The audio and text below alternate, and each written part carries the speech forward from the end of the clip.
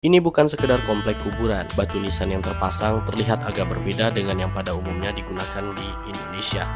Terlihat seperti kuburan Tionghoa Indonesia, tapi bukan. Apakah ini masih di Indonesia? Benar, ini masih di Indonesia. Tapi ini adalah makam orang-orang Vietnam yang meninggal di Indonesia. Kenapa bisa ada banyak orang Vietnam yang dimakamkan di sini? Dan jika ada banyak yang dimakamkan di sini, kemana sisa orang-orang Vietnam yang ada di Indonesia sekarang? Well, selamat datang di Pulau Batam, dan kali ini kita akan berkunjung ke kamp pengungsi Vietnam Pulau Galang. Saigon, April the 30th, 8 o'clock. The last American helicopter on the roof of the American embassy prepares to lift off the last of the evacuees fleeing before the advancing communist armies.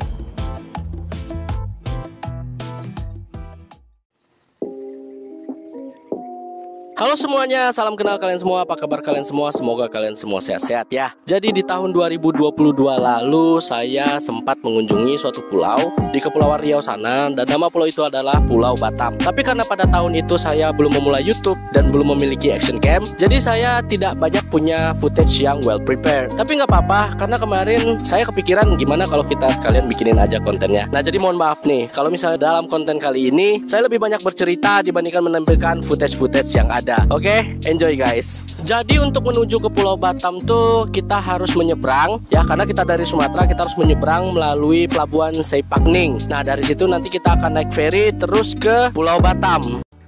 Emangnya bisa naik motor dari Pekanbaru ke Batam? Ya bisa lah bos. Guys, untuk kalian yang pengen tahu detail rute yang aku lewatin untuk pergi ke Pulau Batam, kalian bisa lihat di video short aku yang ini ya. Dan kalian juga bisa lihat di video aku yang ini. Nah, linknya aku sertakan di deskripsi ya guys ya.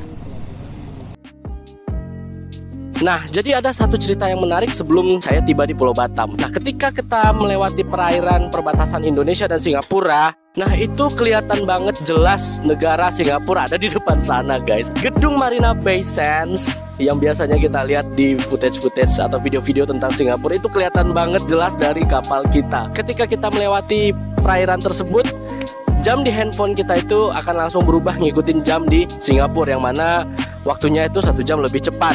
Dan kemudian ada notif ya dari Telkomsel yang isinya tuh kurang lebih selamat datang di Singapura jika Anda memerlukan bantuan KBRI dan bla bla bla bla. Jadi saya tuh feelingnya tuh kayak ini seru aja gitu loh, ngelihat negara lain dari negara kita gitu kan. Dan ternyata deket banget gitu, sedekat itu. Tiba di kota Batam, kita istirahat dulu selama 1 hari ya, karena nyampainya juga udah sore. Jadi untuk meneruskan perjalanan itu sebaiknya dilakukan besoknya saja. Kita istirahat dulu, kemudian meneruskan perjalanan besok ke Pulau Galang. Jarak dari kota Batam menuju Pulau Galang itu sekitar 60 km. Cukup dekat ya. Nah jadi dalam perjalanan ini kita akan melewati satu jembatan yang sangat ikonik banget di kota Batam, yaitu Jembatan Barelang. Nah jadi buat yang belum tahu nih, Jembatan Barelang itu adalah singkatan dari Jembatan Batam Rempang Galang. Jadi Kepulauan Batam itu terdiri dari 3 pulau, Batam, Rempang, Galang. Dan pulau-pulau tersebut disatukan oleh jembatan. Nah yang mana jembatan itu namanya adalah Jembatan Barelang ya guys ya. Nah sebelum kita sampai di tujuan kita yaitu Pulau Galang, itu kita ngelewatin ya satu pulau yang namanya Pulau Rempang ya. Dan di Pulau Rempang ini tuh sepi banget guys. Kita tuh bisa nemuin rumah itu kadang dalam jarak 500 meter gitu. Dan karena dia sepi tuh motor tuh bisa dihitung satu-satu aja. Dan pada saat itu yang saya rasakan adalah seru banget karena jalanannya tuh mulus banget guys. Apalagi pemandangannya itu kan kiri kanan tuh laut tuh. Jadi ini seru banget, beda dengan di Sumatera yang pemandangannya tuh sawit, kebun, terus semak-semak gitu-gitu guys. Oke, setelah kita sampai nih di camp Vietnam nih, yang pertama kali saya datengin itu adalah kuburannya. Nggak tahu kenapa, pokoknya feeling saya tuh ngarah ke kuburannya aja. Nah, jadi kurang lebih beginilah guys, komplek pemakaman orang-orang Vietnam yang melarikan diri dari negaranya. Nah, jadi orang-orang Vietnam ini mengungsi ke Indonesia tuh tahun 1979 untuk menghindar dari pemerintahan komunis yang waktu itu Vietnam baru menang perang melawan Amerika. Nah, tetapi yang memenangkan perang tersebut adalah Partai Komunis. Orang-orang Vietnam yang tidak ingin bergabung dengan komunisme melarikan diri ke berbagai negara di Asia. Nah, salah satu negara yang mereka tuju adalah Indonesia. Akhirnya mereka dikumpulkan di pulau yang namanya Pulau Galang ini. Jadi mereka berada di Pulau Galang ini sampai dengan tahun 1996. Nah, setelah tahun 1996, pemerintah Vietnam, Indonesia, dan PBB itu mengadakan program untuk memulangkan kembali para pengungsi untuk bisa kembali ke Vietnam. Makanya mereka udah gak ada di sini lagi, guys. Jadi semuanya tuh udah pada pulang dan sebagian besar tuh udah menuju ke negara-negara ketiga ya. Nah, setelah kepergian mereka, tempat ini dijadikan museum dan yang tersisa hanyalah ya ini komplek pemakaman, kemudian gereja, dan ada beberapa bangunan lain juga semacam camp-camp begitu. Dan pulau ini sempat dijadikan semacam rumah sakit COVID pada saat kita musim COVID ya, sekitar 2020 lalu. Oke guys, sebelum kita tutup cerita ini, ada satu kisah kelam yang sempat dibahas di channel YouTube-nya KyleLe.net. Nah, beliau ini adalah seorang YouTuber Vietnam yang berkunjung ke Pulau Galang untuk semacam mencari jejak para leluhurnya yang dulu pernah tinggal di Pulau Galang ini.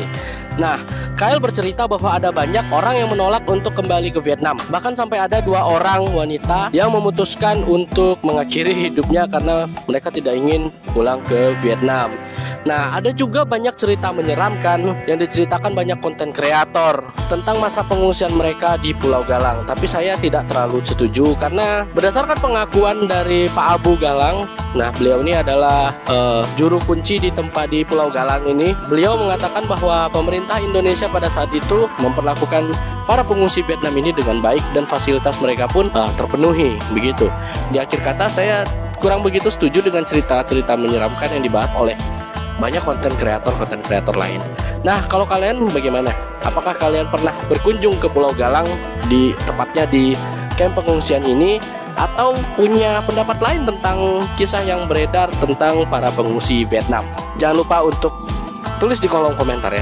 Oke guys, sampai di sini video kali ini dan semoga bisa menginspirasi kalian dan semoga dapat menghibur. Nah, jangan lupa jika kalian suka dengan konten ini, push tombol like agar saya lebih semangat untuk membuat konten-konten seperti ini. Dan untuk kalian yang baru bergabung, jangan lupa untuk tombol subscribe-nya. Oke, di akhir kata hati-hati dan selamat jalan guys.